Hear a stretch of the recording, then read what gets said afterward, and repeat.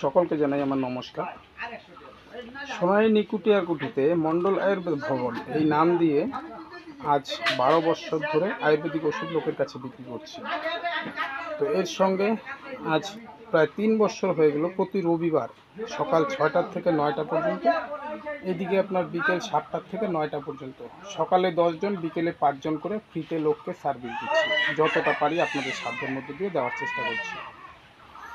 তো এইখানে আজকেও আমার এখানে যারা পেশেন্ট আসছে, তো ওদের সঙ্গে একটু গল্পগুজব করলাম। গল্পগুজব করার পরে যতটুকু ওষুধ দেওয়ার দিয়ে দিলাম। এবার এর রেজাল্ট কি হবে না হবে সামনের সপ্তাহে দেখা যাবে। তো আজ আমরা দেখে নিই আমরা কী কী বিষয় নিয়ে আলোচনা করলাম। এর সংক্ষিপ্ত আকারে যতটুকু ভিডিওতে তোলা যায় আপনাদের সামনে তুলে ধরছি, আপনারা একটু দেখবেন। আর এরপর যাদের যা ওষুধ লাগে আপনারা এই নাম্বারে ফোনও করতে পারেন। এছাড়া যদি আপনাদের আসার প্রয়োজন থাকে, আমি কোচবিহারের গোপালপুরের সোনাই নিকুটিয়ার কুঠি মণ্ডল আয়ুর্বেদ ভবন দিয়ে সার্চ করবেন, গুগলেও চলে আসবে। আপনারা এই ঠিকানা নিয়ে চলে আসেন। রবিবার সকাল 6টা থেকে 9টা, বিকেল 7টা থেকে 9টা, এর মাঝখানে 10, 5, 15 জনকে সম্পূর্ণ ফ্রিতে পরিষেবা দিয়ে থাকি। আপনারা পাশে থাকবেন, আমি আমার সাধ্যমতো চেষ্টা করবো আপনাদের জানিয়ে দিতে। তো আসুন ভিডিওটা দেখুন। মেন সমস্যাগুলো আপনার পেট ভারী, পায়খানার মধ্যে আমাশার ভাব আছে, আর হচ্ছে যে পেটের ব্যথাটা, চিনচিন ব্যথাটা, এইটার মেন কারণ কিন্তু আপনার হচ্ছে খাওয়া দাওয়া। কিরকম সকালে উঠে চা খাওয়ার অভ্যাস আছে? চা আমি তো একটা বেশি খাই না, ও খায়। আচ্ছা, যে হঠাৎ হঠাৎ তাও ওকে রান্না করে দেই, আমি মাঝে মধ্যে খাই, আর বেশ রোজ খাই না। মানে দুধ চা? দুধ চা হঠাৎ, আর লাল চা। আর এমনিতে দুধ খাওয়ার কোনো অভ্যাস? দুধ খাওয়ার দইটা খাই। আচ্ছা, দুধ আর চা দুইটাই কিন্তু আমাদের পেটের জন্য খুবই ক্ষতিকারক, কিন্তু লাভ সেরকম কিছু পাওয়া যায় না। আপনি মোটামুটি 15-20 দিন, 1 মাস মানে ট্রাই করলে এটা বুঝতে পারবেন, ট্রাই না করলে বুঝতে পারবেন না। আর সবথেকে বড় কথা হচ্ছে কাঁচা জিনিস তো আমরা খাইতেছি না। ডেইলি শরীরের একটা নির্দিষ্ট পরিমাণ কাঁচা জিনিস খাইতে লাগে। আপনি ডেইলি সকালে ঘুমের থেকে উঠা হাত মুখ ধুইয়া 10 মিনিট সময় আগে একটা জায়গায় নীরবে বসবেন। বইসা একটু নিজের ভিতরে শ্বাস প্রশ্বাসটার দিকে নজর করবেন, একটু নজর করবেন, মানে স্থির হয়ে বসার পরে দেখবেন যে হাতের ভিতরে রক্তটা কী করে চলাচল করতেছে। দেখবেন টিক টিক টিক টিক করে সবসময় আমাদের সারা শরীর মানে একটা নড়ার মধ্য দিয়ে যাইতেছে, যেটা আমরা কোনো সময়ই দেখি না। হাত পায়ে যে রক্তগুলা চলাচল করতেছে এইটাও বুঝতে পারবো। বুকের ভিতরে দেখবেন মানে হার্টবিটটা ধক ধক ধক ধক করতেছে। এইটাও যখন আপনি 3-4টা শ্বাস জোরে জোরে নেবেন, একটু সময় নিয়ে রাইখা ছাড়বেন, এরপরে দেখবেন যে এখানে ধকবকটাও বোঝা যায়। এই জিনিসগুলো 10টা মিনিট করবেন। এটা হচ্ছে শরীরের ভিতরে ঢোকা। এই শরীরটাই তো আমাদের পৃথিবীর থাকতে গেলে লাগে। এছাড়া তো আর টাকা পয়সা ধন দৌলত এগুলো কিন্তু দরকার নাই, শরীরটারই দরকার। শরীর ভালো থাকলে দুনিয়া আছে, শরীর ভালো নাই দুনিয়া নাই।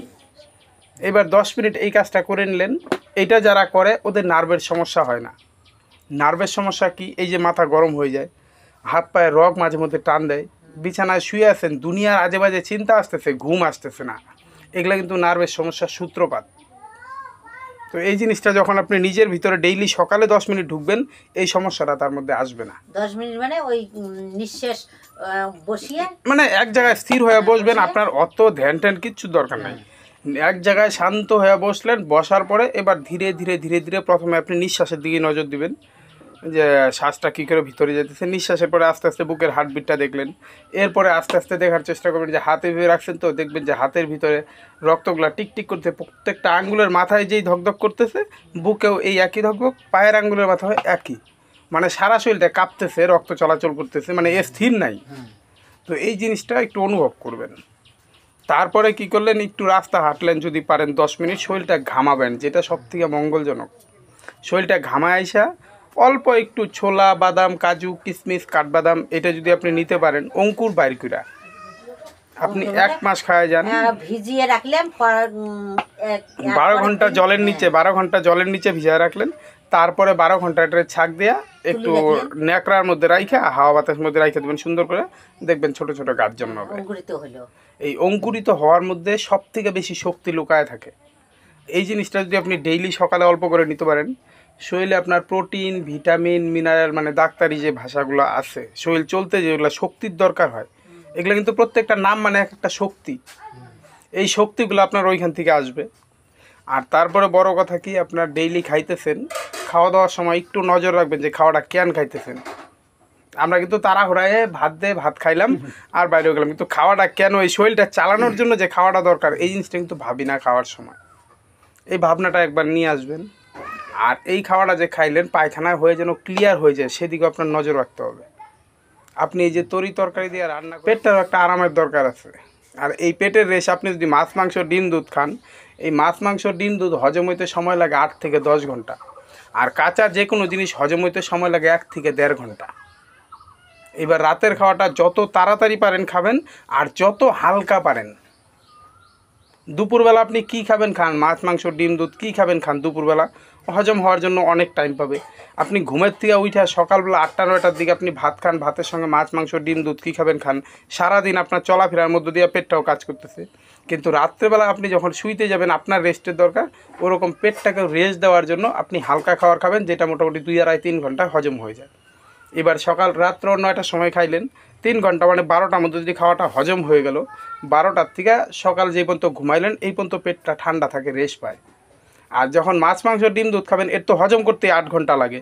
আপনি রাত্র 9টার দিকে খাইলেন, পরের দিন সকাল 8টা মতো হজম করতেই এর কাজে করতেছে। এবার সকাল 8টার মধ্যে উঠে তো আবার দিয়ে খাওয়া শুরু করবেন, এ কিন্তু রেস্টের টাইম পায় না।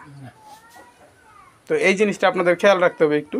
রাতের খাওয়া হালকা, সকালে আর দুপুরে যত ভারী খাবার খাইতে পারেন খান। তো আপাতত এই সিস্টেমটা করে আপনারা চলেন, 1 মাস চলেন। 1 মাসে উন্নতি কী হবে, প্রথম কথা আপনি যদি নিজের শরীরের ভিতরে ঢুকেন, তাহলে আমরা গুরুর কাছে যে তত্ত্ব পাই, এই দুনিয়ায় গুরুর কাছে যে তত্ত্ব আছে ওই আয়ুর্বেদিকও একই তত্ত্ব আছে। যে কোনো একটা মানে করেন ও কোনো জায়গায় নাম টাম নেয় নেই, কিন্তু সবসময় শান্ত শিষ্ট হয়ে চলাফেরা করে, ওর কাছে ওই একই তত্ত্ব আছে। তত্ত্ব একটাই, যে শান্তিতে থাকো, নিজের ভিতরে ঢুইকা একটু কেউরে খোঁজো, বাইরে খুঁজলে কিচ্ছু পাবো না, সব নিজের ভিতরে। আর এটা সবাই সব জায়গায় একইভাবে মোটামুটি বুস্টার দেয়। আপনি যখন ওই 5 জনের কাছেই শুনবেন তারপরে বুঝতে পারবেন যে না 5 জনের গল্প তো একই। এবার আপনি একজনের কাছে শুনলেন এইটাই তো সর্বে সর্বা, আরেকজনের কাছে শুনলেন এটাই সর্বে সর্বা, কিন্তু 5টা যখন আপনি নিজে 5টাই শুনবেন তখন ওটার মধ্যে তফাৎটা ধরতে পারবেন। তো এই জিনিসটা একটু লক্ষ্য করে নিজের ভিতরে ঢুকেন। সকালে খাওয়া দাওয়া ভারী খান, দুপুরে ভারী খান, রাতে হালকা খান। আর কাঁচা সবজি ডেইলি 1 বাটি করে খায় যান। কাঁচা সবজি না ফল, আপনি ফলমূল তো দাম বেশি, যদি না পারেন আপনি সবজি দিয়ে চালায় দেন। আর ফলমূল খাইতে পারলে তো আরও বেশ মঙ্গল। আর ফলমূলে যে ভিটামিন প্রোটিন আপনি পাবেন ওইটা সকালে যদি ছোলা বাদাম কাজু কিশমিশ কাঠবাদাম এটা যদি একটু ঘামায় এসে খান, ওইখান থেকে আপনি সম্পূর্ণই পাবেন। মানে মেন হচ্ছে পায়খানা ক্লিয়ার করার জন্য কাঁচা সবজি 1 বাটি, এটা পায়খানার কাজ করবে। আর শরীরে শক্তির জন্য ওই ছোলা বাদাম কাজু কিশমিশ এটা কাজ করবে। তার সঙ্গে তো আপনার ভাত মাছ মাংস ডিম দুধ এগুলো আছে, এগুলো তো কোনো বন্ধ নেই। আমি তো ডিম খাই, আপনি খান না এটা আপনার কাছে, কিন্তু খাইতে পারেন, খাইলেও কোনো সমস্যা নাই। এবার অনেকে আছে খায় না, অনেকের আছে ধর্মে যায় ছেড়ে দেয়, পেঁয়াজ রসুন ছেড়ে দেয়। তো এখন যার যেটা কর্ম সেই এবার তার বিকল্প আপনি খান না বলতে আরেকটা কিছু তো খান, যেটা খাইতেছেন ওটা একটু বেশি করে খাবেন, পরিমাণ বুঝিয়ে খাবেন। ফলমূল একটু বেশি।